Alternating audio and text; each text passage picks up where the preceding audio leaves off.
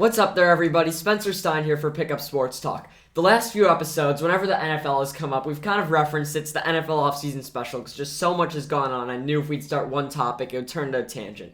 So here we are to talk about everything that's happened this NFL offseason so far before the draft. You know, so many quarterbacks have moved. The AFC has clearly proved dominant. And just last night, even, a huge thing happened. So we're going to start there with Bruce Arians' retirement. Yeah, so like Spencer said, we're going to start with the most recent thing, kind of work our way through as much of the NFL offseason as we can. But like Spencer said, we're going to start with Bruce Arians.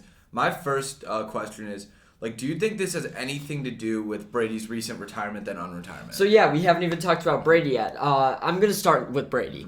And I think the reason he unretires is because he just can't get away from football. You know, he spent 40 days at home, was like, I can't do this. Yeah, he was like, so Brady's back. He's just the ultimate competitor, and we've never seen a run like this. We don't need to overanalyze Brady. That was a while ago. I don't think Brady impacted Arians' decision so much. Now, I want to rephrase. I said he retired. But really, Arians wants to emphasize that's not a retirement. He's moving to the front office and shifting there. So I think although Brady and Arians might not have been the best fit, I don't think... And Brady knew first, by the way. Yeah. Brady knew before Todd Bowles knew. Todd Bowles is the new coach. They told Tom Brady first, and then they told Bowles on Monday morning, and the news didn't get out till yesterday. But I think Brady didn't have a huge impact on it because I think Arians was going to do this anyway. It is a little suspicious they waited this long, but I think the only way Brady kind of impacted it is that Bruce Arians has been waiting to hand this team off to Todd Bowles, and he wanted to do it when the team was in a good state, and he didn't want to do it. Leave Todd Bowles the bad team. We saw when he had a bad team with the New York Jets a few years ago, he was bad, so he wanted to wait for this. With Brady coming back, Brady recruiting players, team getting built up again, he thought this was the perfect time to hand off a good team to a good coach. Yeah, I completely agree. I think that Arians obviously has had a little bit of controversy recently with the whole Antonio Brown thing. But the truth is that you said it well. The fit wasn't always there with Tom Brady, and I think that Arians, like you said, wanted to give Bowles a team at a high point. So I think if Tom Brady stuck into his retirement, Arians may have waited another year. I can't really tell that for sure. That's just an idea I have. Just maybe Arians would have waited another year just so it didn't immediately look like, oh, Bowles got it and the team went downhill. Yeah, and I just want to also point out something interesting is that Bruce Arians, Tom Brady, when he left New England, was kind of getting away from Belichick. And Bruce Arians was quite the opposite. You know, he kind of was loud. He let the team do what they wanted to do. Now Todd Bowles is kind of more like Belichick, so it's interesting if Brady did want this switch to happen. Maybe he wanted something more like New England, so that's an interesting concept. Let's talk about Todd Bowles. Do you think he's going to be a good replacement? I do. I think that Bruce Arians really was sure about this Todd Bowles pick. I don't think he would have retired if he knew that the job wouldn't have gone to the best guy available. So with that being said, I do have a lot of trust in Bruce Arians that Todd Bowles is the right guy for the job, and I'm excited to see what he does. When we were talking about other head coach openings, I said I don't love Todd Bowles because last time he was a head coach, he was very bad in New York. However, in this situation, I think it's a great pick. He's been around this organization. He says he's grown as a person since that Jets job, and I truly believe him. He knows the team well, and he's a defensive guy. Tom Brady's the closest thing to an offensive coordinator you have on the field. It's true. Byron Leftwich can run that offense. Brady can recruit players. They got everything down. The defense loves Todd Bowles. They've been working with Todd Bowles for years now. He knows that defense front and back, and he knows the whole team well. So I think huge credit for that Super Bowl. Definitely. So I think he's going to be a huge pick, and I think this year's Tampa Bay Buccaneers are going to look really good on both sides of the ball. The offense might even scare me a little more. The defense was worse last year because of injuries, but with big names like Devin White, Levante David, so many players are coming back, and they're going to be playing under Todd Bowles. They're going to be another great defense. And by the way, at the end of this episode, we'll get in our way too early Super Bowl predictions. Not to foreshadow mine, but I might have Todd Bowles bringing the Buccaneers back to the promised land. Oh, wow, look at that. So, yeah, I think overall, I think that the Arians, let's say, step back isn't going to have huge implications. I think Brady is still the guy. If anyone I'd trust to lead a team, it'd be him. And he kept Fournette. You know, Brady really did everything. He kept his boys. So let's shift to our team, the Chicago Bears. Now, you wouldn't think we'd be talking about them second because they didn't have such a huge offseason, but I feel like we have to talk about them, starting with the biggest move. They trade Khalil Mack for a second-round pick and a fourth? A second to sixth? I think it was, I want to say, I think maybe second and third. Yeah. Is that what it was? Uh-huh. Second and third. So, yeah. Obviously, it's tough to see him go. He brought us a lot of happiness in 2018, and then whenever he was healthy, even then, he was still one of the best players on the team. But I honestly think it was the right move. I think that we are so far into this rebuild at this point in the offseason that, like, looking back, I would have, like, thought at this point, like, what are we still doing with all that money we owe Mac? Like, it wouldn't have made sense to keep him around. So it was clearly a money room. We only got a money move. We only got a second and a sixth. That's not much. And right when it happened, I was like, great, we'll get the first round pick this year. We'll have 17th overall, and we'll replace Khalil Mack with Jordan Davis or someone like that. We only got a second, so it's clearly to open up money. Now, I want to talk big picture about Ryan Poles, the Bears GM. I don't know how much he's to be trusted. Now, a lot of Bears fans are probably angry this offseason has been bad. The biggest additions have been Byron Pringle, Equanimous St. Brown, and a couple O-linemen, Lucas Patrick. But I think this year wasn't the year to get a bunch of big names. I think we're going to develop Justin Fields, Darnell Mooney, get some money, get some draft picks, and next year is going to be the chance. It is depressing, though, to be rooting for this team. So I think Ryan Poles going about it right. I still don't like the Eberflus hire, but it is what it is. This team's in rebuilding mode, and this is not going to be a fun year. I kind of almost like more that Poles is almost like working in silence. It feels like he knows what he's doing rather than like if he was one of those guys who was like making sure to broadcast his every move. I feel like this could totally be a me thing, but I feel like I almost have more trust in him because he's kind of moving in silence and working in the background. I'm not a huge fan of what's going on, because I think you could still be in rebuilding mode while making some moves. Like the Larry Ogunjobi move didn't make sense. Then his physical failed, and that might have held the Bears back from doing other things. And I did not want them to sign Teron Armstead, the biggest O-lineman out there, who got paid a ton by Miami. But I would have liked them to sign some, smaller name O-lineman guys who could do more. They obviously tried to sign Ryan Bates, but then the Bills took him back. So I understand that it was tough to do some things, but my whole opinion on Ryan Poles is going to be shaped by this year's draft. So we talked about the Khalil Mack trade, but we didn't talk about the other end. He went to the Chargers, and we are going to shift to the AFC West Madness. Yes, the AFC West is the best division in football. Yes, absolutely. So Devontae Adams got traded there, and we talked about Devontae Adams and Tyreek Hill trades in our past episode. Go check that out. There's also a pickup clip about it. But the biggest move in this division, I would argue, is Russell Wilson to Denver. Blockbuster. We haven't discussed it yet. Brandon, give me all your opinions. Honestly, like, my first look at that trade was, wow, like, Denver just gave up a whole boatload for Russell Wilson. They gave up Drew Lock, Noah Fant, and a bunch of picks for us. And to be honest with you, I was a little bit worried about it. I was thinking, like, that's a lot to put on a guy who, didn't look great last year. Didn't look great last year, and coming into the year had MVP expectations. That's not diss. It's a diss to the entire community. But had MVP expectations just to lead his team to a losing season, miss the playoffs. So I was definitely worried for Denver. I think that there's a lot of upside there, but the risk to reward ratio might be a little larger than they're realizing. I don't fully understand why Denver's all of a sudden the favorites in this division. Russell Wilson's great. Russell Wilson's great. We don't know fully what we're going to get from him, but assuming he can play at his highest level, can they even do that much? I mean, we haven't seen Seattle win that division in a couple years.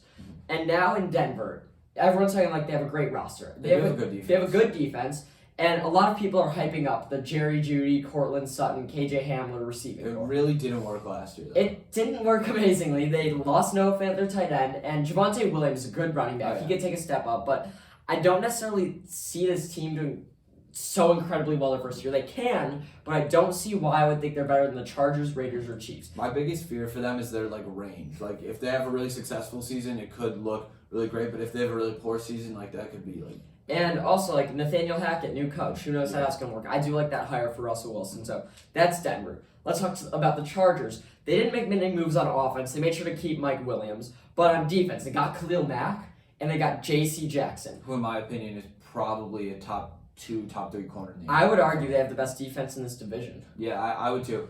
And they're on pace to get Jordan Davis in the draft. I don't know if he slips that far. No. I don't know if he slips that far. You can't say they're on pace to get someone in the draft. He's projected to go to that. Okay, but that's just a mock draft. We don't know. They could even pick someone instead of him if he's still available. So. But with that being said, they do have a good draft pick, though. They do have a great draft pick. That's what I was trying to emphasize. But yeah, I think that they're a huge upside pick, and I think that they've only gotten better this offseason. I think the Chargers might be the best team in this division. It could go anyway. What I'm going to say now is I think Denver's the worst, but the Chargers, their offense is dumbfounding, and yet it still might be third. Justin Herbert, Austin Eckler's such a versatile running back. I think he's the most underrated running back in the NFL. Lindsley, Slater. Rashawn Slater's very good. And they also have Mike Williams, who's Keenan. probably on paper, Mike Williams is one of the best receivers. He doesn't necessarily show up every year, but the fact that he's that insane speed will be huge. The upside's there. The upside is definitely there. And Keenan. the defense, I mentioned Keenan Allen. On the defensive end now, Khalil Mack and Joey Bosa on the same D-line with Derwin James and J.C. Jackson in the secondary. Utterly insane. They're filthy. And yet, I might put the Las Vegas Raiders offense over them. The Las Vegas Raiders traded for Davante Adams. We analyzed the deal a bit, but I want to say this. The Vegas Raiders offense now consists of Davante Adams, Hunter Renfrow, Darren Waller, Josh Jacobs, Derek Carr. Outside, if you take quarterbacks out of the picture, which is obviously not true, I think they have the best weapons in this division because I think Adams is the best receiver in the NFL. I think Hunter Renfrow proved himself as a great route runner last year. 15, probably top Waller's a top 4 tight end, and Josh Jacobs is competent. I think if Derek Carr's obviously is probably the 4th best quarterback in this division, even though he's good. But he's really weapons-wise, they're like that. And on defense, they kept Max Crosby. They got Chandler Jones. They lost Casey Hayward, though. That was pretty big. But what do you think the Raiders can do? I think that with their... I mean, let's be real. Davante Adams is the best receiver in the NFL. Like you said, they have a ton of weapons offensively. I just think they're kind of a dysfunctional franchise. I'm not saying that they made the playoffs last year. It's true, but I'm not saying they're not going to do anything, but I think their ceiling is kind of hindered. I don't love the Josh McDaniels hire either because he hasn't necessarily been so successful head coaching in the past. Last team in this division, the Kansas City Chiefs. We talked about Tyreek Hill yesterday, but I'm going to shift to another question. Can Juju fill Tyreek Hill's spot? I don't believe so. I think that obviously Juju comes with a lot, and I think that at his peak he's pretty good, but my biggest thing is that I don't think he just even has any type of similarities to Tyreek Hill's game. So I think if you want someone to fill Tyreek Hill's shoes, you need a big play guy, and Juju's not a big play guy. That's not saying that Juju's bad. They just have entirely different skill sets. They need to go draft Jahan Dotson, I'm telling you. As I said 2 days ago, the Kansas City Chiefs are not the same without Tyreek Hill. He's what made that team, and they could miss the playoffs. I genuinely think they can. With Kelsey aging and this division being that insane. So, Brandon, I want you to rank the 4 teams in this division. This could be tough, but I got to go Chargers 1. They got a young quarterback. They have all the keys right now. Then Raiders Chiefs is tough for me. I think I might honestly go with the Raiders, then Chiefs, then Broncos. A lot of people are putting Denver at 1. I've seen all over. I'm putting them as my 4. 4, baby. Chiefs, Chargers, Raiders, so tough for me. I will keep the Raiders at 3, just because I think Derek Carr's going to have a great connection with Davante Adams, but their defense hasn't necessarily shown up. And I get Chandler Jones, though. Yeah. Yeah, we can talk. Yeah. I will put the Chiefs at 2, just because I can't bet against Mahomes, and the Chargers at 1. Mm-hmm. Justin Herbert's going to make a leap forward, and this is going to be a great team. But also, I know I said the reason I put the Raiders at 3 is Derek Carr and their defense, but Derek Carr is going to show up this year. Yeah. I'm going to say he's been getting better and better every year this late into his career, and Davante Adams is going to revitalize him. Let's move on. We talked about Tyreek Hill leaving the Chiefs. Let's talk about him going to the Dolphins. Mm-hmm. In this offseason, the Dolphins got traded for Tyreek Hill, signed Teron Armstead, signed Raheem Mostert, signed Chase Edmonds, and on their offense, they still have Jalen Waddle and Devontae Parker. Along with, by the way, they still have Will Fuller. Yeah. Like, that was a big signing last year, Will Fuller. So, how do you see the Dolphins? Do you think they can compete? Honestly, so much points to why not with them, but I just feel like I really don't believe in Tua. I think that Tua has so much to prove this year, because now he has the team to compete, and I think if he chokes, it's very telling. With that being said, I think that they should be expected to compete this year. It all definitely comes down to Tua, but they have good defense. Mike McDaniel's an interesting head coach, and I love that he said he's going to try and use Tyreek Hill like Debo. Yeah. That offense has an abundance of weapons. Yeah. I think everyone's talking about how this is Tua's make or break year. I agree. Everyone assumes he's not going to be great. I just want to throw this out there. What if Tua plays like he did at Alabama? What if Tua lives up to who they drafted? Because, the last few years, he hasn't had many weapons. He's had a pretty bad O-line, which now he has a good O-line, and he's been injured. What if Tua's healthy and looks great? This Dolphins team can be very good. I don't think that's going to happen.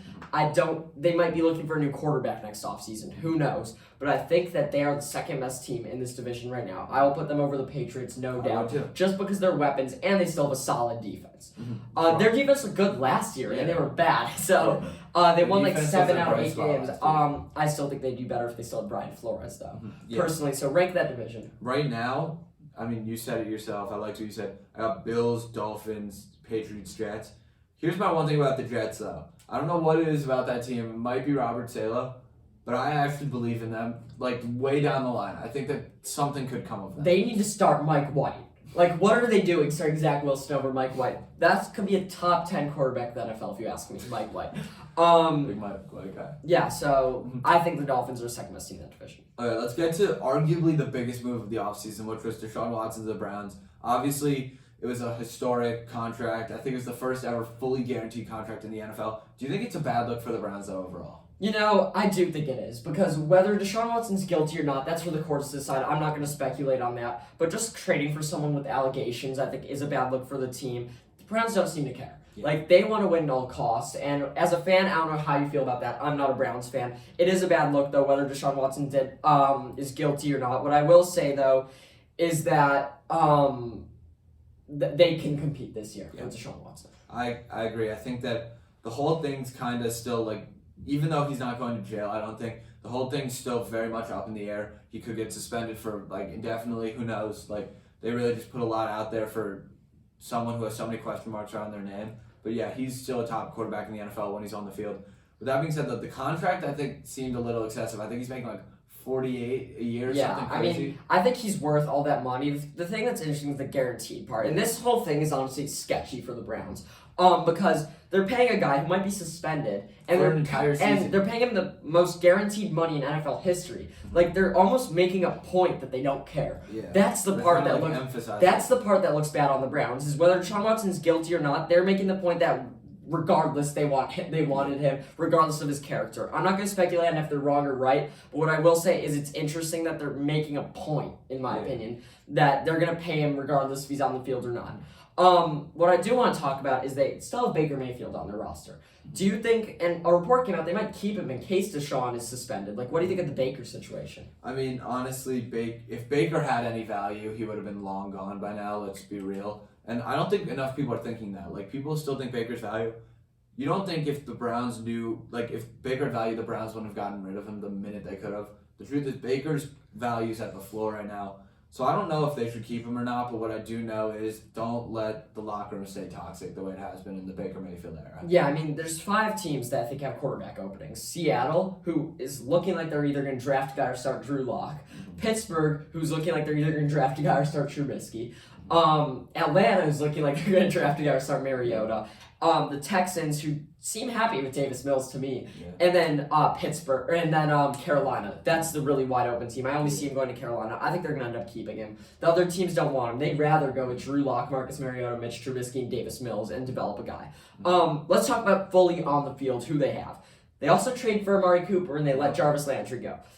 How good are the Cleveland Browns if Deshaun Watson's there? I mean, if Deshaun Watson's there, I think that they're a very good team. I mean, let's be real, they're the best running back core in the NFL. The defense has always been solid. They have Denzel Ward, is pretty good. Myles Garrett, too, I completely forgot about top 3 defensive player in the NFL. You can almost argue top 5 player in the NFL, just overall. So yeah, their defense is really good, but I just feel like with the Browns, there's always that inevitability of just mediocrity. So mind you, they're a great team, or they could be a great team, but I don't see it going all the way. I disagree. If Deshaun Watson's playing, this team might be better than Cincinnati Bengals. I stand by that. Deshaun Watson, I have repeated this so many times. I said in one of our first episodes that outside of Patrick Mahomes, he might be the top guy to start your franchise with as of today. And if I was a Bears fan, and I could undo picking Mitchell Trubisky in that draft, I would take Deshaun Watson over Mahomes just because Mahomes might be so system-specific to the Chiefs. Deshaun Watson, we've seen play well with Bill O'Brien as his head coach and no weapons. So I think he's going to play well. Amari Cooper is still a good receiver, still competent. You said the running back core, they have good defense. This team will be good for years to come. I want to talk about the AFC big picture for a second. When we look at the NFC, the Green Bay Packers still have Aaron Rodgers, but they lost Devontae Adams. Tampa Bay is good, but Tom Brady's getting older. The Rams are coming off the title. They lost Von Miller, which we'll get to in a second. They lost Odell. The Niners, they have Trey Lance, their quarterback, and the Cowboys are the Cowboys. That is a weak conference. Yes. AFC. We have the AFC West, which we talked about, 4 great teams. The AFC North has the Browns and the Bengals, who made the Super Bowl last year, plus the Baltimore Ravens with Lamar Jackson still. Yep. We have the Dolphins and the Bills, and we have the Colts and the Titans still. That is stacked. Yeah, the AFC is... the only thing I can compare it to is, the NBA All-Star game, like the early to mid 2000s, like when they were like, yeah, we might need to start doing like a captain system. I mean, a couple of years ago, the West was just so much stacked, and Cleveland kept making it out the East. So it's utterly insane how stacked the AFC is, but that just goes to show what I'm trying to make the point of is that there's going to be good teams that miss the playoffs. Yeah, absolutely. So that's going to be an interesting thing. Let's move to the NFC. I talked about Aaron Rodgers, and he did re-sign. This is a while ago, but Aaron Rodgers re-signed with them. But what I want to ask you is, are you surprised he re-signed? Can they compete without Devontae Adams and Zadarius Smith? Like, how do you see the Packers' future? Yeah, so Aaron Rodgers re-signed and was the highest paid quarterback in NFL history. I think until Deshaun signed. Yeah. So short-lived, but I'm not that surprised, honestly. Like, I think at the end of the day, as much as we wanted to see Aaron go, I just didn't think it was going to happen. But with that being said, I think the Packers think they can compete, but like a little secret, it's not going to happen. Not going to happen. Aaron Rodgers' receiving core right now is Alan Lazard. And Randall Cobb. Is Randall Cobb even signed to them? I'm pretty sure. I'm not 100% And Robert sure. Tunyon's coming back from injury, but who knows? Aaron Jones, isn't he? Is he even under contract right now? Yeah, Aaron Jones and A.J. Dillon, which is a good running back core. But I want to say about the receivers. Everyone's banking on them drafting a guy. And I think their highest pick's 21. I don't think you could draft a guy at 21 and as a rookie trust him that much because Alan Lazard's not a receiver one. This guy'd probably be a receiver one too. Like Jamar Chase, it took him 8 weeks to get up there, and he had attention going to T. Higgins. Justin Jefferson took half a season. Jalen Waddle took till the end of a year, and all those guys were drafted higher except for Jay Jettas. So I think that's gonna be a big issue for Green Bay. The NFC is weak, man. Like Tampa, Brady's getting older. NFC East we can't trust. Packers we can't trust. Like there's going to be a team that could come out of right field. Arizona Vikings, Cardinals. Watch. Vikings. We don't know. Vikings watch. I want to move to some rapid fire because so many things happen, but we can't go so in depth into everything. I want to start with Lamar Jackson. He hasn't signed his extension yet. Big deal, no deal, little deal. What do you think? I think little deal. I think that I don't think there's too much bad blood between him and the Ravens franchise. I think he'll wind up re-signing eventually. He loves Baltimore, so I don't think it's that big of a deal. And he's adamant on social media that he's staying there. Baltimore's his town. What I do want to mention quickly is that yesterday me and Brandon were talking about if Tua fails in Miami, they're probably going to want a quarterback next year. And every offseason, we see a team go get a quarterback. This year, Russell Wilson got traded to Tom Brady a couple years ago. So who can be next year's guy that gets out and goes to the Dolphins? My prediction, as I said the other day, I stand by it's going to be, or it's not going to be. My prediction is it will be Kyler Murray. I think that if any more bad things happen in Arizona, he's going to buy his way out and just complain, and he'll find his way to Miami. Kyler Murray would be mine too. He's this close. And I think if they have a bad year, it's going to be him. But I see a good year for the Cardinals. DeAndre Hopkins is still a top receiver in the NFL. Obviously, they lost Christian Kirk to a crazy contract. But they looked good last year, half the season. Then they kind of went down. They're the best team in the league. They're 8-0. Yeah, exactly. So I think this year they can definitely do a lot. If it's not Kyler, it could be Lamar. Lamar just seems adamant he wants to stay with John Harbaugh, and I kind of believe him. So that's obviously a long ways away. But I think it's not much of a deal that Lamar hasn't signed yet because he's adamant he's going to. 3 other QB moves, 4 kind of. Carson Wentz, trade from the Colts to the Washington Commanders. Thoughts? That just doesn't matter. It's just irrelevant. Completely. I mean, I don't think it's completely irrelevant. It's good the Colts moved on. It's crazy they overpaid for him last year, but the Commanders need a quarterback, and I guess Carson Wentz can be I don't know if Carson Wentz is even good enough at this point. I mean, they could still draft a guy, but the Commanders, I think this is a bad move. It's just showing that they have a good defense, that we were talking about last year, them winning the division possibly. On offense, yes, they still have Terry McLaurin. Yes, they still have Antonio Gibson, and they somehow kept, I don't even know what went on, but I think this is not a great move. I mean, it's fine. Let's go to the Colts who got Matt Ryan. This move I actually liked. I think it's an upgrade. I completely agree. I think he has so much more upside than Carson Wentz. I know, 2 years ago we were talking about Carson Wentz, he could get back to the MVP. Let's be real, that's not happening with either him or Matt Ryan, but Matt Ryan's floor is significantly higher than Carson Wentz. And the thing with the Colts is they've had a different starting QB now 6 years in a row. That's crazy. I don't think I've ever seen that ever since Andrew Luck retired. It's been new guy. So Scott Tolzien started the season because Andrew Luck was hurt. Then it was Luck, Brissett, Rivers, Wentz. I think Matt Ryan is better than Rivers and Wentz. So I think the Colts got a big upgrade here. I don't think he's necessarily going to be great. They need to draft a receiver. Michael Pittman's good. I'd love to see them go up and get Drake London, get 2 USC guys out there. Plus Jonathan Taylor is the best running back in football this year. They have the best O-line in football, and their defense is good. So I think the Colts can compete. Who do you like more, Colts or Titans? Ooh, that's tough.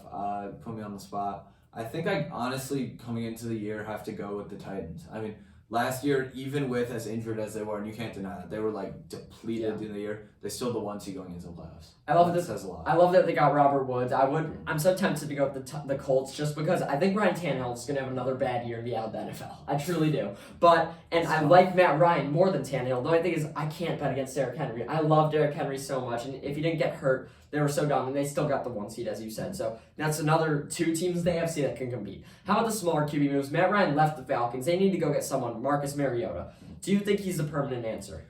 I don't know if he's a permanent answer, but I'm glad he's starting again. I really like Marcus Mariota. I think he's a really good guy, and I think he's an underrated quarterback. People are hating on the Mariota move. Like, I'm glad he's getting a chance. I mean, I think he's better. I would rather have Marcus Mariota than Baker Mayfield. Mayfield's better, but Mariota, who knows, maybe he could have a late career revival. So I think that's an interesting move. I wouldn't be shocked if they drafted a quarterback. But the Falcons, I think, are the worst team in the NFL this year. Yeah, Calvin Ridley suspended for the year for betting, which we haven't even talked about. That was a huge deal. Kyle Pitts is a great tight end. They have no other receivers. They have little defense. Yeah, their receiver 2 right now is like Zacchaeus. Olamide Zacchaeus. Yeah, Zacchaeus. And they have Marcus Mariota as the quarterback. Yeah. Horrible looking in Atlanta. They really need Deshaun. How about our boy Trubisky to the Steelers? He the starter? I think for now, yeah. I think they're probably going to wind up drafting someone, whether it's Pickett or Corral maybe, just to like have behind Trubisky. But I'm happy our boy's getting a start again. I feel like this is a new chance for him, and I'm really happy. To me, it seems that Malik Willis can be the first quarterback off the board. He's really good. I think Malik Willis and Kenny Pickett will both fit really well in Pittsburgh. I talked about Kenny Pickett a bunch of weeks ago, how he went to Pitt, he could be the next Steelers quarterback, and I thought that would be interesting. So I think week 1, Mitchell Trubisky will start. Second chance, who knows? Maybe Matt Nagy really did ruin him, because Trubisky, he was a dark horse MVP candidate one year. For a while, yeah. I think this could work out with all those weapons, and they got to lose Juju, which is probably a positive, in my opinion. Mm-hmm. Let's get to the defensive side of the ball real quick. Von Miller, I talked about this, the Bills. Overpay. One word, overpay. I think 5-year, $120 million. He should not be making like quarterback money. It's just not happening. You could say it was an overpay, but I think it's worth it for the Bills to get him. I think if you're a Bills fan and you say, and if the Bills told you, we did everything in our power to go get Von Miller, even if it was an overpay, I think it's fair. Because the Bills are in win now mode, and their defense is good, not great, and this could make them great. He's a leader, and whether or not he's over the peak of his career, I think it's fine if they did everything in their power to get him. Maybe the Rams were paying him the right amount and they had to overpay to get him to Buffalo. I think this is a great fit, and I think the Buffalo Bills are looking very, very good. I agree that like he could help their defense. I just don't think they should cough up as much money as they did for him. I think if anything to get if they said we did everything in our power to get Von Miller, he's going to lead our defense, be the emotional leader, whether or not he can do everything on the field he did in Denver. I think it was a good move. Let's get to the receivers. Allen Robinson, our boy, to the Rams. It's tough to see him go, but I'm happy he found a better home. It had to happen. He had to go. I think that, ready for this, Los Angeles Rams, as of today, have the best 2 receiving core in the NFL. Adams Renfro right now actually might be a little higher, but if Allen Robinson can play like he did 2 years ago, they are great. Who knows what Odell's going to do? I think that determines what the Rams season turns out to. If they have A-Rob, Odell, and Cobb, that'd be insane. So Odell's a huge question mark. How about the guy the Rams traded to make room for A-Rob, Robert Woods? He got traded for literally I saw a joke on for a gum wrapper. He got traded for a 6th-round pick. Yeah. Which I think is ridiculous because he's a top-tier receiver year in and year out. And this is his first real major injury, I'm pretty sure. Yeah. Of at least the last 5 to 7 years. So I think that the truth is he's going to bring them a lot more value than they traded away for him. So I think that's a win for the Titans. And I think this only helps them compete more. He's definitely an upgrade from what we saw from Julio last year. Yeah, this is great for the Titans. They now have a true receiver too. A.J. Brown, Robert Woods, Derrick Henry, looking great there. But for the Rams, from the Rams' perspective, they basically said we want Allen Robinson instead of Robert Woods. There's no room for both of them on our team. So we're basically trading him for a 6th instead of releasing him. I think it's fine for both sides. The biggest overpay of the year. Yep, absolutely. Christian Kirk, the Arizona Cardinals receiver 2 or 3. Signed with the Jacksonville Jaguars, 4 years, $84 million. He is now the 3rd highest paid receiver in the NFL. He got a $20 million signing bonus. What is Jacksonville doing? They honestly, it's tough for me to watch this because, I know how this story goes. They got the new quarterback. They're trying to buy everyone into the system, and it's all going to crash and burn, and we're going to see, T-Law just demise. I don't think we're going to see T-Law's demise. He's so talented. I'm going to disagree with you hard on that. I just think that Jacksonville is just not the place. No, he might want to leave. Jacksonville, ever since Urban Meyer's been downhill, we see more and more stories coming out about Urban Meyer. Did you see he didn't know who Aaron Donald was? Yeah, that was he goes, who's that 99 guy in the Rams? He might be a problem. Like, what? How can you be an NFL coach? An NFL I think it was out of context. I can't even believe it. Like, you'd think it's sarcasm. The Jaguars' perspective is how I talked about the Bills getting Von Miller. They said, we are willing to pay whatever it takes to get Christian Kirk. And Christian Kirk's on the same we have and we have millions and millions of dollars to do. But I disagree with that on this because I don't think he was a must-get guy. Like, Von Miller for the Bills, they're like, we need him. Why did Jacksonville look at Christian Kirk that way? Like, they could have kept DJ Chark for much less. They could have done so many other things. So I guess he's going to be T-Law's number one guy. Jacksonville is not looking good. They also signed Brandon Scherf. So what do you think about them like buying in to win now? I mean, like this is like a team like they're buying in to win 6 games in a year. In the AFC, they're gonna win 6 games, and this is their win now mode. If they were in the NFC, like maybe they make the playoffs. But in the AFC, you do nothing. Their defense is fine. I mean, I like their backfield. They still have James Robinson. Travis Etienne's coming off an injury. He's gonna be good. So he's gonna be good. I still trust in T-Law, but God, Jacksonville, God. They're not good. They're a literal identity crisis. And one last receiver in the rapid fire that I talked about leaving is DJ Chark. What do you think about him to the Lions? Honestly, like the Lions are kind of in the same place as like the Bears. Just like we're like neither team's doing all that much, but they made a move. They're gonna be happy about it, but it's not gonna win them a Super Bowl by any means. As much as I like Dan Campbell, I gotta shout out our friend Armand who joined the podcast. Poverty franchise are the Detroit Lions. Jared Goff's not gonna do much. I like the slow rebuilding, but I don't see how this helps much. These Lions fans thought they were going to get A-Rob. No, you got the lesser A-Rob and DJ Chark. Sure, they're going to build a little more. Everyone's rooting for Dan Campbell, but poverty franchise. They're more years out than the Bears. At least we got a good foundation with Mooney, Justin Fields, Jalen Johnson, and Roquan. Last thing, Brandon, what is your way too early pre-draft Super Bowl prediction? You know what I'm going to go with? I'm going to go with the LA Super Bowl. I'm going Chargers over the Rams. They got the young quarterback. They got the up-and-coming defense. They just built the defense. I want to see Khalil Mack win a ring. J.C. Jackson, I think, is the top 3 corner in the NFL, and it's happening. Chargers are bringing it home for LA over the Rams. I'm going to start with my NFC team who's not going to win the Super Bowl.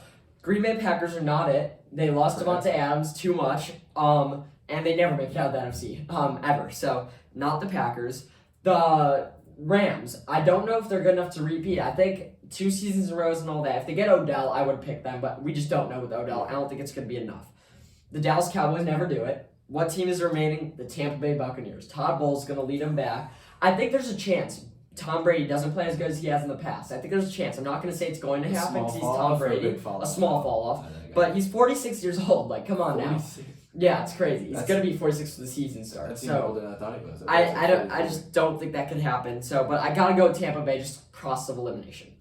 But the best team in the NFL by a good margin is the Buffalo Bills. They've been waiting for their chance, and it's finally here. It's interesting that they lost Cole Beasley, because I think a big part of their offense is that they have Beasley, Sanders, and Stephon Diggs in the middle. And Stephon Diggs is being a little cryptic on Twitter. I don't think he wants out. I mean, Trevon tried to get him to Dallas. But I think with Josh Allen being the best quarterback in the NFL as of today, yes, the best quarterback in the NFL is Josh Allen. Hot take. Stephon Diggs, Dawson Knox, Von Miller leading that defense, they still have a good defense, by the way.